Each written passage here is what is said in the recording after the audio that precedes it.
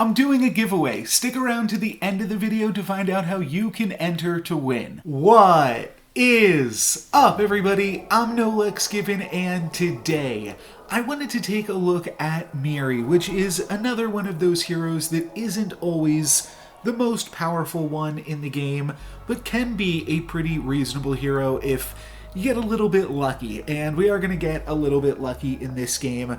We are going to use a free roll to find a Cindy on turn 1, and then we're going to find some more royals on the next few turns of the game. We also get lucky that my Fallen Angel opponent isn't playing anything. We could go for the magic research here, but I decided to just keep on rolling for some more royals, and I'm even going to use this forbidden fruit to roll and find a second Sherwood Sure Shot. So hunting pretty hard for these royals here, but the forbidden fruit will also tick down on Cinderella, so that'll help give me a nice little start for the rest of the game. Just playing with my hamster here for the start of the video as well to help keep us entertained. But one thing that I've been thinking recently with Miri is that you might want to actually try to transition with Miri in the late game, and that can be a tough thing to do because royals is such a I think it's sometimes referred to like as a parasitic mechanic, but it's a very linear mechanic that doesn't really work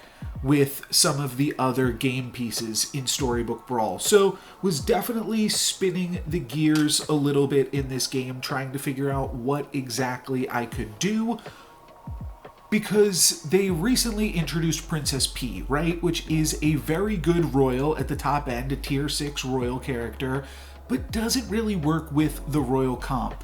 And it's kind of a shame. We're going to wind up really making great use of Princess P here. By the way, going to roll the die, hoping to get any of these 3-cost things. Awkwardly, we get the worst one with the happy little tree, but I'm not going to worry about it. I'm just going to go ahead and pick up the Brave Princess. It was still good to cast because I really wanted to just additionally tick down on Cinderella. And then I make one of the coolest plays that I ever make. So mathematically, how this is going to work out, we're playing up against a Sad Drac. They're going to attack, killing one of our units. Then we're going to attack, killing one of our units. They're going to attack again. That means we are very likely to have this Brave Princess attack and slay. I could not have predicted how well this combat was going to go. We are going to wind up getting that first attack with Brave Princess, and it's into Cinderella, which means that we don't get 2 slays. We actually get 3 slays for the full quest completion in 1 turn. Pretty impressive stuff there. I really consider taking Crystal Ball.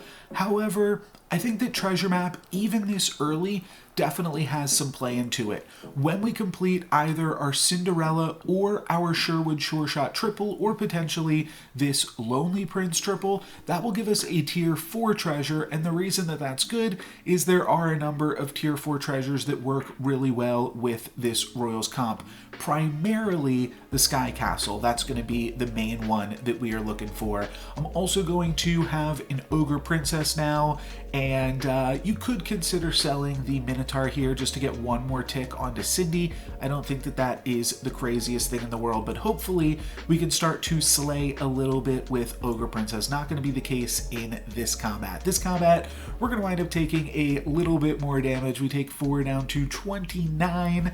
Still feeling pretty good for ourselves, though. I'll pick up the Lonely Prince, then I will pick up a Sherwood Sure Shot, and sure enough, we get the Sky Castle. So Forking Rod, definitely interesting. We've now seen Ball and Forking Rod, and that's definitely making me be like, should I have gone for that? A little bit awkward.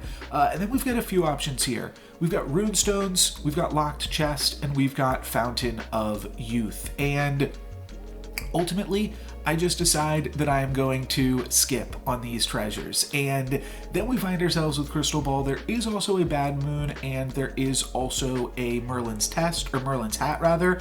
But I think that just picking up Crystal Ball sooner is better. And I'm thinking, like I said, Miri is potentially, despite having a really strong start, we might want to consider some way to transition with Miri. I think in hindsight, I probably should have just taken the Bad Moon. Oh, that's right, we do have the game crash here briefly. But I should have probably taken the Bad Moon, but I do think that, like, we saw the Crystal Ball and then we saw the Forking Rod, so that's kind of making me want to try out Crystal Ball and find another hat.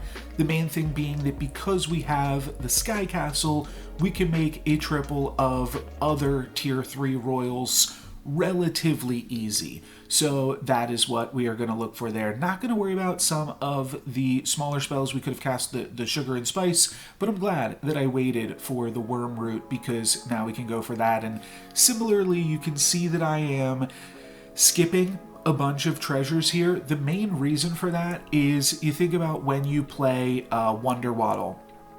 It's generally right to just be skipping a lot of those early tier treasures because you're just going to churn through treasures really fast. And the 2 gold from skipping allows me to pick up a Sleeping Princess here. Maybe I could have sold one more thing and just picked up on the early Nutcracker. Kind of forgot you really just want to grab every questing character when you are playing Miri.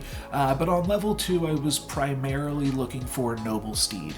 Featured prominently in yesterday's video, of course, but Noble Steed really good with Miri.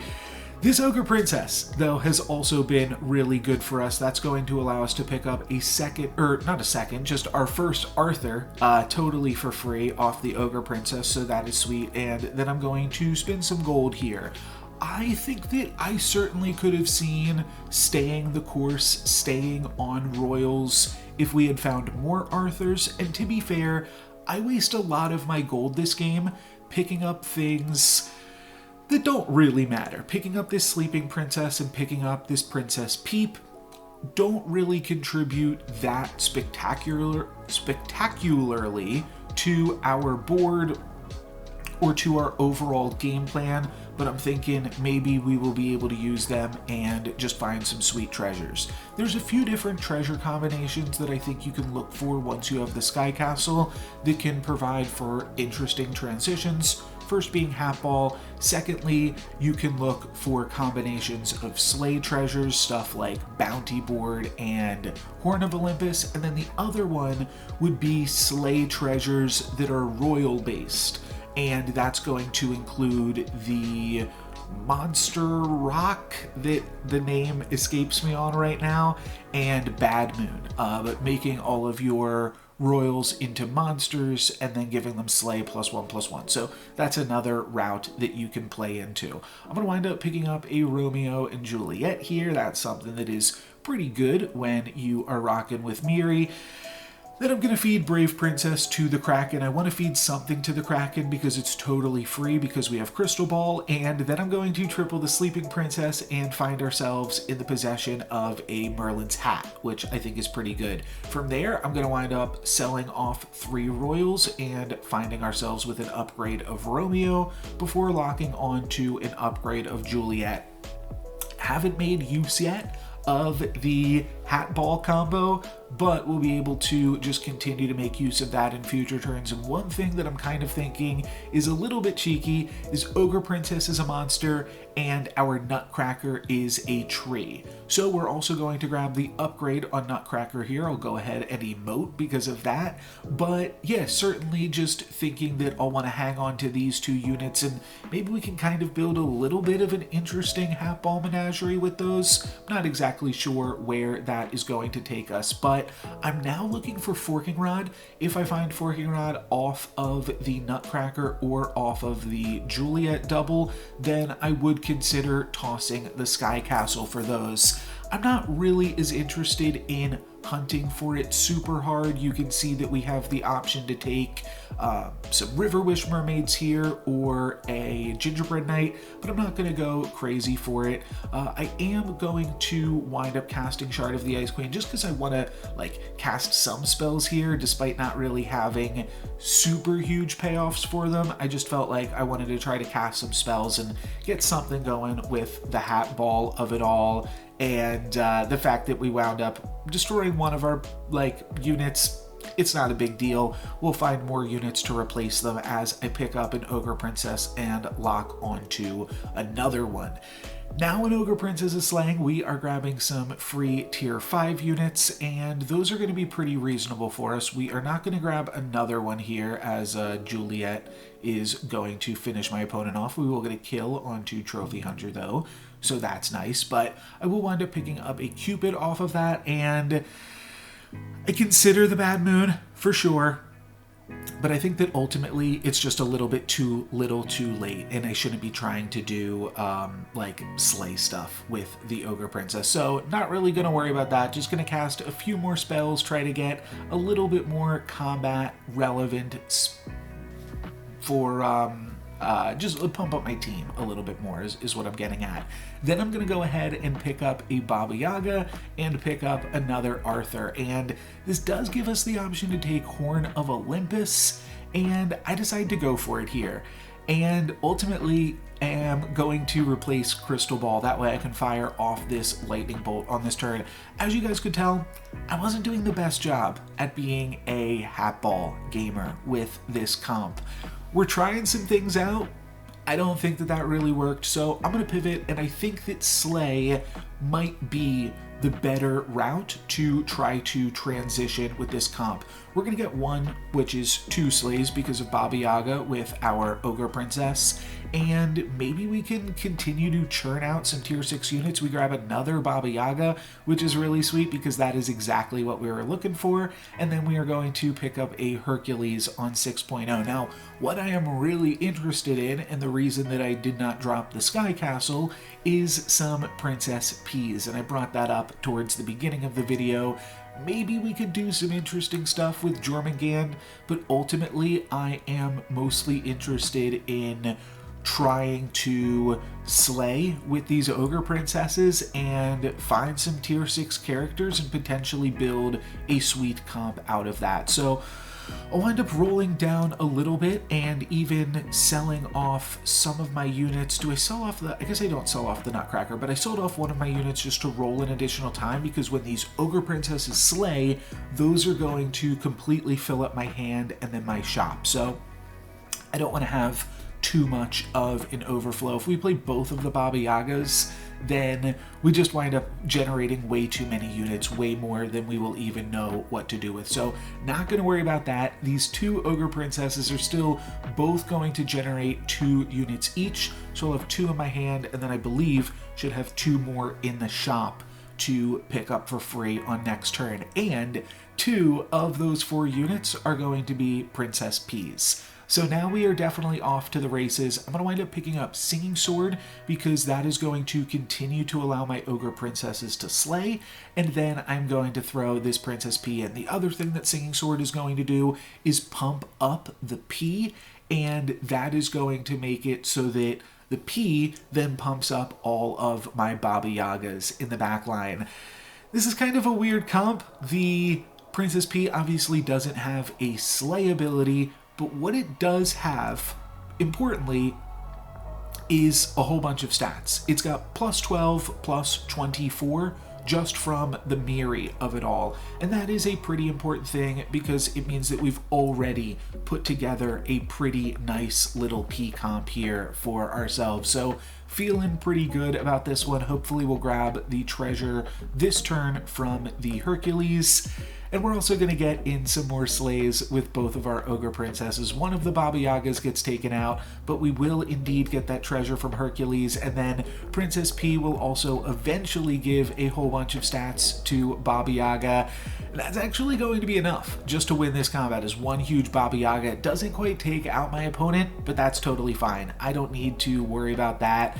Interestingly, here we get to pick up a tier 6 treasure from Hercules, and Embiggening Stone is okay, but I'd rather just skip and pick up another tier 6 treasure from this Princess P. From here, I am certainly considering the Mimic Chest, but you also have to consider the Pandora's Box in this situation, which is just such a powerful treasure, can do some really, really sweet things, and I'm curious to see what it can do with this P comp, and awkwardly wind up selling out of the Oh, I'm sorry, I forget the name of it. Oh yeah, interestingly, we don't even have that many, we don't have the Sky Castle anymore, so we couldn't have just picked up 2 Ps there. But I should have held on to the Boom Hilda. That's what it is. Just another ranged support in the backline, I think would have been really, really good and good enough to take this game home. I'm kind of trying something out here for the first time, which is Miri transitioning into a P comp. I will say we're just very powerful right now. We can afford to make a lot of mistakes just because we've had so many things go so right for us this game, finding that early Sky Castle. At this point, I find Mirror Mirror off the Pandora's box. I'm still potentially trying to make the Hercules work, but we don't really need to. We have all of everything that we could possibly need right here. We could potentially decide to run an Echowood. I'm going to wind up selling off some stuff and then just rolling down, eventually finding another Princess P. So that is just going to make me, I think I sell off like Ogre Princess or Jormungand. Oh, I guess Oni Tyrant here I can sell off. This is a really unique comp that we have set up, and now I'm just going to roll and try to find one more support unit. I'll use a free roll, and then I'm even just going to go ahead and pick up a Green Knight, locking onto a second Green Knight before changing my mind. But the important thing here is that each of these Princess Ps will resummon from Mirror Mirror, and when they do, they resummon huge from the Miri giving them a bonus and the Singing Sword giving them a bonus. So this is going to be an absolutely massive comp, really relying on just these Ps, each of them resummoning as a 42-49 from all of these supports as well. So that is going to give us a massive board and a massive win with Miri, which is a hero that you might otherwise write off. And you can just see an absolutely incredible amount of stats on the board. But the crazy thing is that because of Miri, all of these Princess Ps are going to be resummoning in a huge way as well. So, as you can see, there was probably a bunch of different ways for this game to go right, but I am kind of happy that we were able to take the Royals comp and transition it, and then transition it again and transition it one more time, but eventually we found something that was truly worthy of a first place finish. That is going to be it for me today, guys. Thank you very much for watching. I'm No Lux Given. Peace.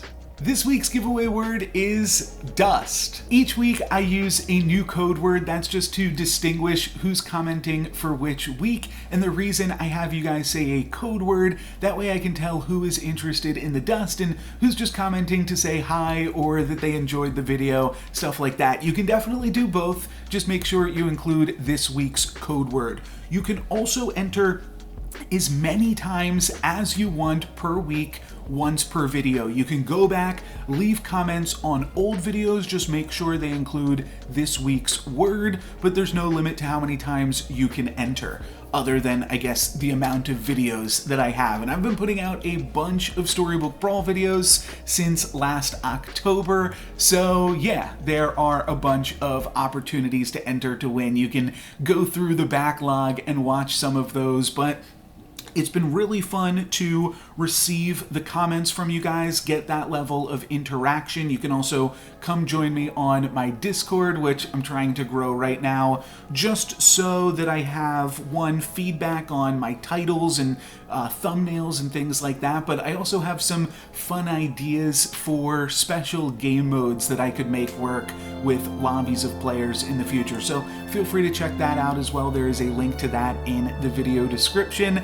And help me climb on my way to 1,000 subscribers. I'm getting there slowly but surely, and thank you guys all very much for your support.